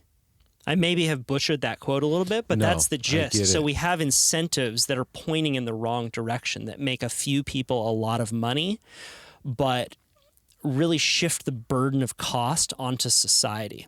So that takes me back to the whole, right? Because what I understood from what you saying and what I understood at the time in the whole, once I did that prayer, was that whenever I'm doing anything that's just for profit, I'm apt to make non-moral decisions. And that's why I was saying earlier that I said, whatever I do with my life from now on cannot be just for profit. It's got to bring some value to my community. And that's the check, right? That's the check to make sure that Chris is doing things that are going to help rather than hurt. Yeah. And so if there are no checks in place, we talk about, like, I don't know if you've seen The 13th. It's a great documentary. Alec. Yeah. Right? When you have those types of powers working together without the consideration of the people that are living that in our society, not taking them into consideration, I mean, it's bad news. Yeah. It's going to be bad news every time. Yeah. Yeah, if you start to ask that next question and then that next question and that next question, you can start to predict the impact of, say, something like junk food on a person. Like, okay, this is a cheap food that we are going to make a lot of money from, right? But okay, what's going to happen to the land when we displace this ecosystem to just make monocrop for corn? Way out into the future. All right, what's going to happen there? All right, what's going to happen to this person when they eat these Doritos? Right, so you stop asking those questions. I apologize for forgetting the attribution to this quote, but the quote is, "It's very difficult to get a man to understand something when his income is dependent on him not." Yeah. Right. Yep. So if you are not, if your job is dependent on you not asking those next set of downstream questions, you're going to live in an immediate returns environment that is... But what about even hiding those downstream questions? Like coming across that knowledge and saying, wait a minute, we don't need to know that. We don't want to know that. That's not our issue here. We're here for one thing and one thing only. Yeah. And I think that's like, one of the issues that for the last election, the coal mining deal, right? It's kind of like that. Like, I'd rather have the government just give give coal miners a couple $1,000 a month to do nothing. Sure. Yeah. Well, so you also asked, like, is it kind of chaotic or by design? You mentioned the group ALEC, the American Legislative Exchange Council, right? So they're kind of a pro-corporate bill mill that will, they have a membership of corporations that will pay an annual fee to be a part of ALEC, and then ALEC will write legislation that is pro-corporate and hand it off to politicians. I think actually the corporations will write the legislation and hand it to ALEC. ALEC helps them draft it. Okay. So, like, for example, Geo Group is a private prisons company that was a member of ALEC, and then ALEC wrote the legislation for mandatory minimum sentences for nonviolent drug offenses 3 strikes and stand your ground. Sure. Right. So, and ALEC then won't take credit for it. So the politician will actually put their name on that piece of legislation. But because of super PACs, political action committees, a corporation will put money into a super PAC because it's technically independent from a politician. So there's like an organization that wants to support Chris for Congress, right? And they're just called like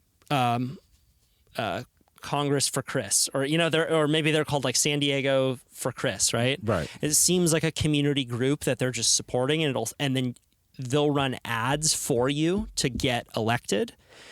And it'll say, paid for by whatever, San Diegans for Chris. Sure, they right? left Walmart out. They left Walmart or Geo Group. So they'll just do endless ads for you and against your opponent to get you elected. And a lot of times getting elected has a lot to do with media. You got to reach people. Indeed. Right? And you have a national election that's actually one that has high publicity enough that you can run a smaller campaign, like Bernie Sanders, right? He ran his whole campaign on people who were donating. I think their average donation was $23. That was the average size of donation. He was getting it from millions of people, right? That's a big enough race that Bernie can actually run his ideas and not be subservient to corporations, right? Because if you then get elected, right, and you have the power to, let's say, implement mandatory minimum sentences for nonviolent drug offenses. Like they're also a big ALEC is also a big oil and gas organization, or they have oil and gas members, right? So they will write legislation that eases up on environmental laws. But a lot of it is very local. So it's not like a sweeping national policy. It's like they'll go into San Diego on the municipal level and change laws that make it illegal for you to be able to implement a plastic bag ban, right? So 10 states have implemented plastic bag bans that through legislation that ALEC implemented, and many of their members are from the oil and gas industry. Eliminate the plastic bag ban. Yeah, they say so. Like if you're like, hey, we have a bunch of plastic on the beach in Encinitas, this is fucked up, and this is an issue where a company like Nestle or Coca-Cola can create this product that it knows the community can't deal with because it's going to last forever, but they don't need to bear any of that cost. There's no tax on Coca-Cola for the environmental impact that they're having. Indeed. I actually don't want to speak out of turn there. I don't know what kind of taxes a company like Coca-Cola pays, so there may be some kind of environmental tax, but I think that this is not my opinion. Since the 1960s, a lot of taxes on corporations have gone down, and taxes on lower and middle class people have gone up. Right. Because when you get a bunch of people who have their incentives in place to benefit a few people, right? So politicians, if you're actually now working to both raise more money for your next campaign and then implement policies that will make your donors happy, you get this really perverted form of democracy. So I think that one thing that was really brilliant about democracy that the forefathers envisioned was that you could have one that was dependent on the people alone, wasn't dependent on only wealthy people.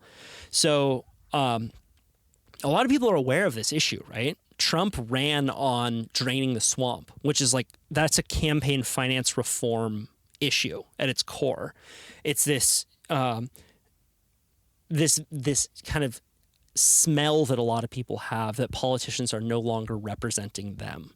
Mm-hmm. Right? Trump ran on that. He's like, I'm an outsider. I'm going to drain the swamp. I'm going to get all these crooked Hillary out, crooked politicians. No, and people believe usual. that. I'm bringing these corporations back, totally. creating jobs. Because a lot of these Americans, many of whom are part of that 70% that are living, that could not afford an unexpected $500 bill, are like, fuck yeah, I'll try that. The government no longer represents me. Trump didn't implement anything to drain the swamp or get more money out of politics. Right. I don't know why people would ever think that a billionaire from New York would want to do that. He's never had a conversation with a regular person in his life. Right. And I think that this actually podcast will go out after the election, so we don't know who won the election. But I think that Prediction? well, I think that no matter what, we need to, as a country, focus on how campaigns are funded. And part of that goes to supporting this bill called H.R. 1 that went through, that's in Congress. It's a super comprehensive reform bill on how elections are funded, right? And there's a set of reforms that we don't need to get into, but there's already certain shifts that are happening in elections. Like one is called the voucher system. So rather than you relying on San Diegans for Chris for all of your ad dollars, right? The super PAC. The super PACs. You would get if you were a voter, you would get a voucher for like $400, and you could give these in like $100 increments to candidates to help fund their campaigns. So you, if you're running, would then be able to get more money from everyday citizens that would be in a fund that was subsidized by the government and then given out to citizens, That sounds right? a little more equitable. Yeah, because if you're living on, if you are one of those people that can't afford a unexpected $500 bill, you're just not in a place to be able to donate to candidates Right. financially, and you shouldn't have to. So, What about having them just like each candidate gets so many commercials? Sure. And like however That's you want it, to, period. how do you want to use your time on TV? Yeah, there's no money coming from Right. anybody. We're just, this is what you get. Tell people what you're all about. Yeah, totally. You know, Yeah, and it's that's it. yeah, Like, you know, forget it's like the student more- body president in front of the basketball court. Yeah. Hey, this is what I'm all about. Yeah, have an assembly in the gym, whatever you got to do. But everybody, even the playing field, you know what I mean? Yeah. But I think that election reform is a good thing. But, you know, coming from where I come from, man, you just learn that, like, they're polytricksters. Like, it's a trick behind everything. I just don't trust them. Yeah. It's difficult. And I do think that, like what we were talking about earlier with how your environment shapes you with the step to the line game, right? And how much it was that people who were in prison were just victims of poor circumstance, you know, where they were born, friend group that they got into. It pushed them in a kind of direction that made them act out a behavior. I think it's similar with a lot of politicians. I think that a lot of people will go in there wanting to do good. Sure. But they very quickly understand that they need to play ball if they want to be successful at all. They have constituents. They have people that they're accountable to. And Sure. that's the thing. It's like, who are you really accountable to, you know? Yeah. I think that if we set up more, if we thought about change from a perspective of asking the question, how can we create a system here that makes the not so thoughtful or smart person still do the right thing? Then you start heading in a good direction. Well, that's the thing. You know, you can't make anybody do the right thing. No. You can only make people want to do the right thing. You can only put a tree close by, you know, and hope that they're going to do the right thing. At least if a they small have- plant, Yeah. you know, at least something green, a leaf, something. You know, people have to want to do the right thing. Yeah. I don't care. You can try to make people do the right thing all that you want. As soon as you turn your back and look away, especially if they have some influence going the other way, and there's some retribution or some profit or something behind it. As soon as you turn your back, they're back to doing that. People have to, I think we have to, as a society, teach compassion. We have to be compassion. right? We have to, if we want people to do the right thing, we have to be the right thing, right? What does Gandhi say? Be the change that you want to see, right? People Starts from have within. to want to do the right thing for it to be sustainable. Nothing is going to be sustainable if you're forcing somebody to do it, you know? And that's back to where I say, is it by design? I think it is by design. Now, I don't know about the Illuminati and the Bilderberg Group and all that kind of stuff. Maybe I do know a little bit. But I'm like, you know something. Yeah, You've been down some just a little bit. some Did I say YouTube that? rabbit holes. But there's people paying to keep the status quo. Yeah. There's people that want to keep the status Absolutely. quo. Yes. You know, there are people who there are people who profit from this system as it is, Indeed. and they don't want change. Indeed. And, you know, it's funny that you said, because on my way over here, there's a lot of traffic on the freeway. I had to drive through Rancho Santa Fe. And like I told you when I first got here, it's a lovely drive, right? Love doing it. But I was thinking the exact same thing that you were talking about, Venice Beach. I was thinking this on my way over here. I'm like, I'm driving past. I used to work for a moving company, and we did a lot of Rancho Santa Fe moves. The largest house that I know of that I was in up there was like $32 million, Yeah, right? it's insane up there. Yeah, and that one was like average size, right? So I'm thinking while I'm driving through there, I'm like, you know, 20 minutes down the road, there's a school with 40% homeless students. You know, just 20 minutes down the road, 40% homeless students. I'm driving through an area that's probably got 2,000 homes that average $10 million. How much is that? You're smart. What's Say the that math again? on that? 2,000 homes, $10 million apiece. That would be 20 million. No. Wait. No, that's not 20 million. Wait, 2,000 homes, 10 million apiece. 2,000 times 10. Is that 2 billion?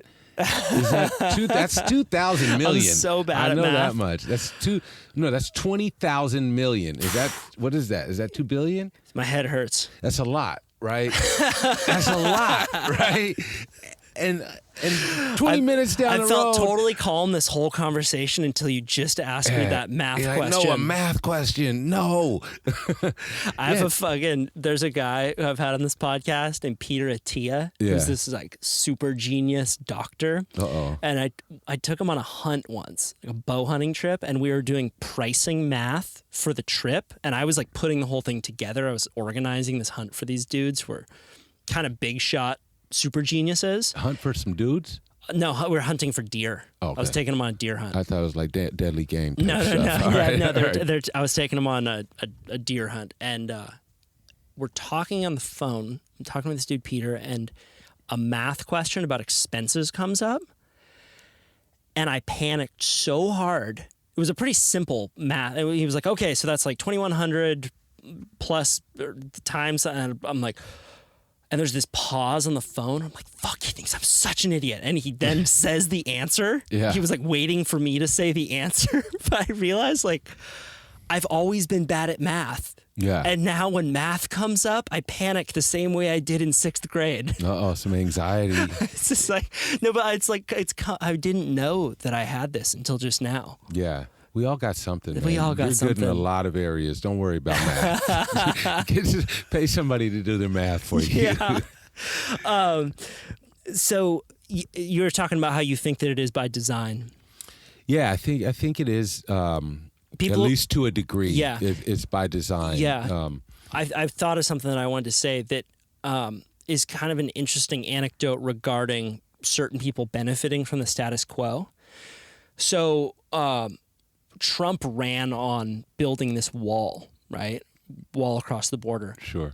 It's been very difficult for him to get that project done, right? Because he keeps getting blocked every step of the way. Right. You'd think like, well, I mean, he was funded largely by corporations. You know, both candidates are in the two-party system. I think it's largely corrupt, but a lot of companies, right? But a lot of companies like ones that say the Koch Brothers own. So the Koch Brothers are two brothers who, you know who they are. They're I don't know. I'm not sure. They run a lot of oil and gas own. corporations. They're some of the largest financial donors to campaigns in America. They really benefit from illegal immigrants. they don't really want a wall up. Yeah. Right? People who are working at people who are working at Tyson Foods, right? Like they want Mexicans to come in here and work those jobs, right? So they will fight Trump on a project like that because they benefit from that status quo. Even while Trump is running on, telling poor white men in America that it's the Mexicans' fault that they lost their jobs. Yeah, playing the blame game. It's robots' fault. Like it's because Amazon took your job. Yeah. Right? Yeah. But it's just an example of how it doesn't always benefit. The system as is doesn't always benefit Republicans. Right. Right? The status quo can benefit. Like most issues are not left-right issues. Most issues are rich-poor issues. Sure. Right? And there's two different systems at play. So yeah, that was my example of like, yes, there's a design. Some people benefit from the status quo, and I think it's largely due to perverse incentives, and fixing it politically has to do with campaign finance reform, and we all can't be just waiting around.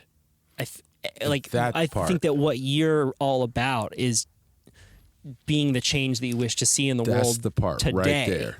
That part right there. Right. It's like no matter. So I look at it like this. First of all, there's the long time question of, you hear all the time, they don't want this, they don't want that. Well, who the fuck is they? Okay, explain that to me in the first place, right? Yeah. Because that just throws me off every time. But there's the they, right? But they could be different theys involved in different things. So the bottom line is they can't stop me from doing anything. I can only stop myself by not doing it, right? And I've known for the longest time that they, whoever they is not going to do it for me. They do not know my issues. They do not want to see Chris living in a mansion in Rancho Santa Fe with my family. Not that they want to see me not living there. Maybe they don't. Maybe they would rather have me not living there. I'm sure there's some days that wouldn't, right? But they're just not concerned about what Chris is doing. So Chris has got to do it himself, right? So I've known this for the longest time. Like, we can't wait for them to change things for us. Like, people talk about power to the people all the time, right? Well, it's time for the people to really take the power because, I was on a Zoom meeting with the student leadership at school today, and I just get frustrated because there's a lot of talk about a whole bunch of stuff, and I'm like, man, I'm not doing no talking. I'm out here right now in a garden. You guys want to come down? That's what I told them. I said, look, I'm building a garden in a low-income neighborhood. This is one of the most impoverished. This is the promise zone of San Diego. There's 22 promise zones in the United States designated by the Obama administration. These areas are the most impoverished. They have the lowest educational attainment. They have high rates of low food security. I said, I'm building a garden right here. I found a vacant lot somebody let us use, and I'm building a garden right here in it. You guys want to come down? Be my guest. I could use some volunteers. I got to build some steps tomorrow. That's a lot of work for one guy. We have to do this for ourselves. Like, we don't need to be looking to politicians and legislature to tell us how we should be living and what we should be doing. Yeah. That's like the CEO of a company telling the guy that's working with the machine in the warehouse which buttons he should be pushing. Yeah. Revolution has never come from people sitting around waiting. You got to we need to tell them what we need. And then they step in when you demand it. Right. We need to tell them, hey, look, this is what we're going to be doing. This is what our educational system is going to be like. This is how we're going to raise our kids. This is what our food system is going to look like. Now, make some legislation around that.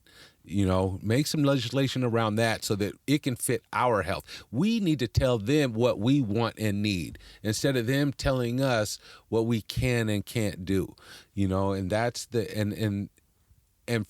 before we even tell them, we just need to do it. Like, we need to do it. Like, go plant a plant in your front yard. There's a neighbor around the corner of my house, around the corner. They put fruit out. They just put boxes of fruit out, like, take it. Like, when I go to my gardens and, I have gardens all throughout with the pharmacy initiative, as well as personal gardens all throughout San Diego. I just get it. And I'm calling people like, hey, who needs food? Boom, come get it. Take it. What are the things that are most helpful to you right now? Like, what do you need more of? Time.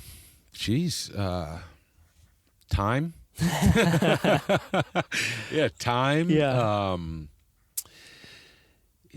To have some more. There's a lot. The beautiful thing is there's a lot of energy out here. There's a lot of people that are coming to this realization and that are out there doing it. And so that's a beautiful thing. Volunteers that are helpful and obviously donations. Are you a 501c3? So can people give? The pharmacy initiative. We are 501c3. So people could donate to the pharmacy.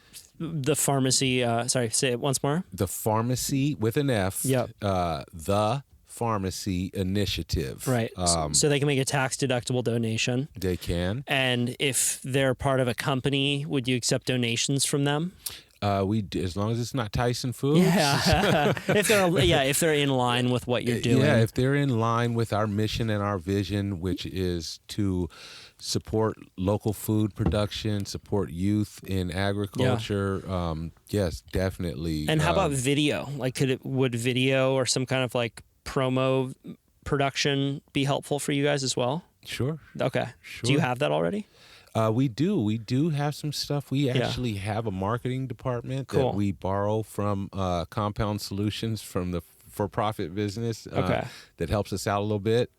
So we do have some stuff coming. We actually built a garden in Alabama with the University of Auburn last year for some kids that had gotten out of juvenile court, and they were at the Lee County Youth. Shout out to the Lee County Youth Development Center in Opelika, Alabama.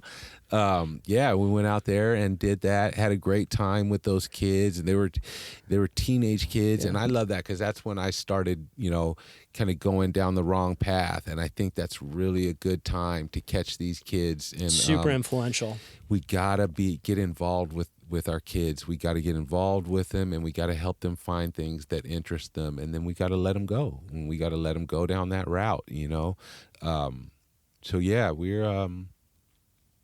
excited about the things that are happening, and we love to partner with any organization that has similar values, goals, and missions to bring, because this is going to be a worldwide thing. We got to boom it all the way out, and we can't do it by ourselves. So what I know is what we do in San Diego is we try to create a collective impact by partnering with other organizations such as Christina Abuelo and Barrio Botany, Diane Moss, Project New Village. There are a few different organizations that we've become tight with. Good Grows Organics.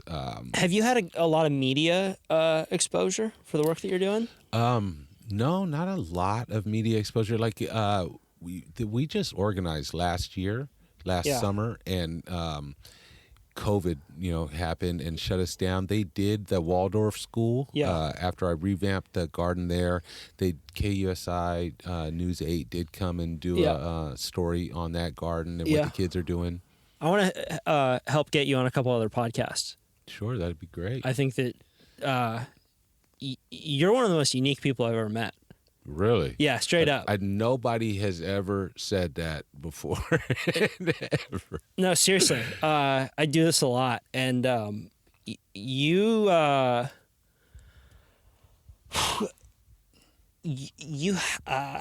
share a lot of love. Really? Yeah, you share a lot of love. Thank you for that. and you've had a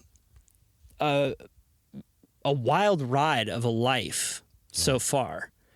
And your ability to speak from that place is incredibly powerful. Well, thank you. Geez, I don't really know what to say to that. That's a wonderful compliment, and I appreciate it. I hope that I speak with love. That's my intent. I think that I believe in the power of people. I think I have faith that good wins. And I'm down for the ride, you know. Yeah. Dude, this is my favorite podcast I've ever done. Are you serious? I swear to God. Nice, man. That's what's up, Kyle. I want to take you surfing. Yeah, I want that. I need that. All all my guests get surf lessons, so we're going to do that. I need that in my life, man. I just started, I'm getting more comfortable in the water. I started diving for lobster last year. My buddies got me out there. And so I think I'm going to be coming through Santa Cruz in December. Do you lobster dive often? I haven't yet this year. You've done a couple. Last it's fun. year we were. If you ever want to go lobster lot. dive, I'm down. I got all my gear. I'm down. I got to get my fishing license for this year. Yeah. But yeah, I'm down. No, let's do it. I spearfish quite a bit. Do you ever do spearfishing? No, I've seen. I mean, they're out there next to me when I'm out there diving. Are you diving on a tank? No, just snorkeling. Just snorkeling, right free off diving. Walking out and right out here. As a matter of fact. Yeah. Yeah, dude, let's get a spear gun in your hands too. You'd probably crush it at that. I'm with that, man. Yeah. I did get anxiety one time. But you dived. You can actually in. dive down. Are you a pretty good swimmer? I'm decent. I mean, I'm not anything. Yeah. But you don't need to go super deep for lobster. How deep are you going? I'm out there right past the breakers, probably 12 feet, maybe. Yeah. Yeah. Diving for bugs. Yeah, diving for bugs. Yeah. Exactly. That's what I'm doing. Have you been successful at all? Last year I went out about 6 times and I only grabbed one. And Yeah. It was too. They look bigger underneath. Yeah. They look bigger underneath the water, Totally. right? I saw him. I'm like, and he was out, and it was the daytime. In the daytime they're usually up underneath the rock. Yeah. I'm like, oh, I got him, right? He's big. I'm gonna cook him up, and I got him. And when I got up to the top, man, that little sucker was shit. Yeah, totally. 8 inches. I've been up to Ocean Cove in Northern California, where there are a lot of abalone. Okay. They banned it a couple years ago, but before that, I would go up and dive for abs, which are rocking, like such a tasty mussel. And you go under with a spatula looking thing. Mm-hmm. So, and you scoop up the abalone. Because they're stuck to the rocks. They're stuck, right? Like yeah. And if you touch them before you get the spatula under them, for lack of a better word, they grip their muscle down, and they're stronger than you. You won't be able to get it up once it grips it down. No, really? Not at all. And abalone, red abalone, which are up there. They're the big ones, like beautiful shell inside. On the inside, that mother of pearl stuff. They're hemophiliacs, so if you nick them, they'll die. Really, they bleed out? They'll bleed out, yeah, slowly. So if you want to, so when you go down, are they open? They're closed.